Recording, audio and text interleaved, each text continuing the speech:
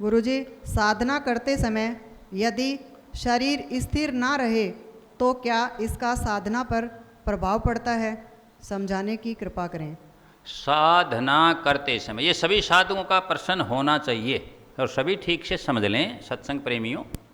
साधना करते समय यदि शरीर स्थिर न रहे, मतलब स्टेबल न रहे, मतलब एक जगह स्ट्रेट न रह सके, समझ गए ना? हाँ, हिलता डुलता रहे, मतलब उसमें एजिटेशन हो किसी प्रकार की, हिलता डुलता हो, तो क्या उसका प्रभाव साधना पर पड़ता है, साधक पर पड़ता है?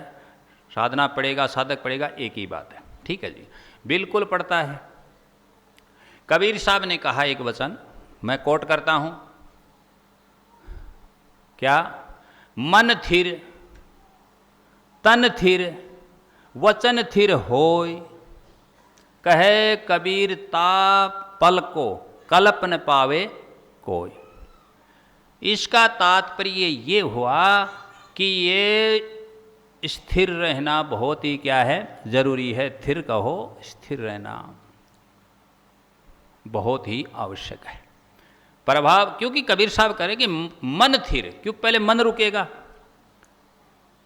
तो मन, शरीर को चलाने वाला कौन है? ड्राइवर कौन है?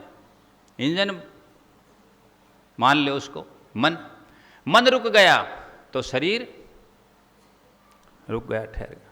मन थिर तन थिर और वचन थिर होय, कहे कबीर ता पल को। वो एक पलक भी यदि हो जाए तो चाहे कल्पों तक साधना करे तो भी बराबरी नहीं कर सकता। कल्प न पावे कोई, ये कबीर साहब कह रहे हैं, उनका वचन है, वाणी है। हिल रहा है, डुल रहा है, जैसे फॉर एग्जाम्पल, उदाहरण के तौर पर समझने का प्रयास करो पुण्यात्माओं।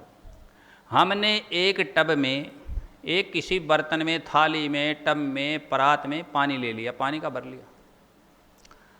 अब उस पानी में हम हमारा फेस देखना चाहते हैं, चेहरा।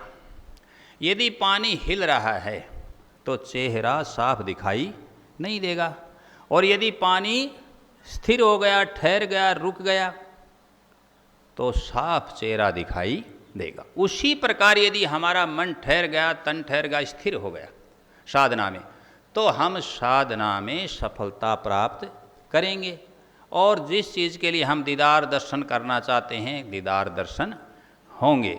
और यदि हिलता रहा तो वही बात है पानी वाली, उसमें चेहरा नहीं दिखाई दे रहा, तो तब तक किसी भी, कोई भी चीज़ हो, चाहिए कोई कुछ चीज़ लिख रहा है पेन से, कलम हाथ में है और लिखना चाहता है कुछ। जैसे आपने देखे होंगे ये बसों में कंडक्टर होते हैं, और ये चलती बस में क्या काटते हैं? टिकट काटते हैं ना, वो लिखते हैं। अब वो लिखते हैं, वो साहब कभी लिखा नहीं जाता, बड़ी मुश्किल से, वो किसी बीच में कोई पोल होता है उसका सहारा लेते हैं, फिर हाथ पर रोकने की कोशिश करते हैं बड़ी मुश्किल से। तो जब आप देख लो प्रयोग करके, मतलब आप प्रैक्टिकल देख सकते हो पुण्य आत्माओं, जब तक हाथ हिल रहा है तो हम साफ नहीं लिख सकते। तो यदि शरीर हिल ही रहा है, मन हिल ही रहा है, वचन भी हिलेगा, सब कुछ हिलेगा, और हिलने वाली चीज़ लास्ट में गिर जाती है, हिलते हिलते गिर जाती है। स्थिर रहने वाली चीज़ खुद भी और दूसरे का वजन भी रोक सकती है। उसी को कहते हैं ना स्टैंड, एक कहते हैं विदाउट स्टैंड मैन। आदमी का क्या होना चाहिए?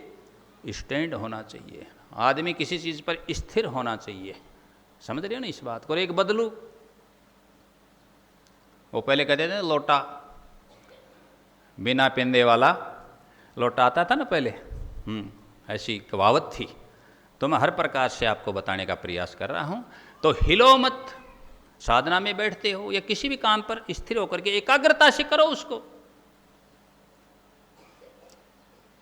स्वयंवर में ये शर्त थी कि ये जो व्हील घूम रहा है पोल पर, और इस पर जो मच्छी है, मछली है, और उसकी आंख घूम रही है, घूम रहा है, उसकी आंख को निशाना बनाना है।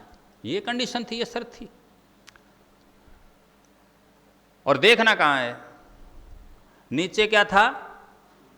पानी में देखना था, मच्छी घूम रही पोल पर ऊपर वहाँ राउंड, और देखना कहाँ, पानी में देख करके नज़र नीचे वहाँ, और ऊपर क्या साधना, निशाना आँख में।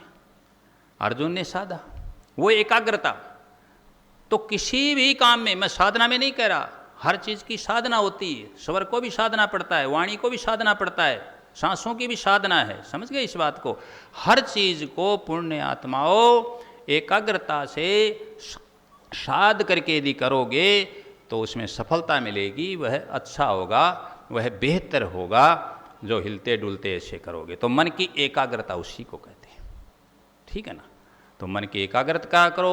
उसके लिए सबसे पहले बताते हैं कि जब आप साधना में बैठते हो तो पहले तो आपका आसन ठीक होना चाहिए। आसन समझते हो ना, जिस पर हम बैठे हैं आराम से। सुखासन हो सकता है, पद्मासन हो सकता है, समझ गए बात। वज्रासन इनकी आवश्यकता नहीं, इसमें पैर परेशान हो जाएंगे। तो आप सुखासन में बैठिए जिसमें आराम से आप बैठ सकते हो, पलाथी मार करके वैसे बैठ सकते हो। और उसके लिए आपके अनुकूल वातावरण, वहाँ मक्खी मच्छर इनका पहले ही अपना, और शुद्ध वायु, और किसी प्रकार का डिस्टर्बेंस ना हो, शोरगुल ना हो।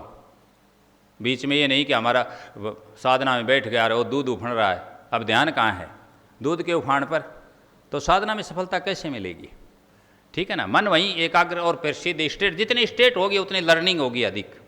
जो कंसेप्ट है अधिगम का, लर्निंग का, वो क्या है, स्टेट, सीधे सीधे स्टेट। क्योंकि उसमें क्यों है, उसका संबंध देखो किससे, कि हमारी जो बैकबोन है, रीढ़ की हड्डी, रीढ़ की हड्डी, उसके अंदर इंगला पिंगला सुषमना, उससे रिलेटेड है, संबंधित। फिर बीच में जो बज रहा है वो सीधी, तो सीधे स्ट्रेट, सीधी चढ़ाई होगी। बक्साराम साधु आदि कर पूछा, कोट करता हूं, वहां उन्होंने क्या लिखा कि नाभ कमल से पवन खींच ले, चाल पकड़ ले नौकी, त्रिवेणी में गड़बड़ माची, ये रचना है शो की। साधु भाई खबर पड़ी अनुभव की। इंगला पिंगला बेड़ी करके घर सुखमण कह, जो कि चांद सूरज वहां उल्ट पुल्ट है, सूर्य हो गया नीचे और चंद्रमा हो गया ऊपर, घटकी बारी रोकी,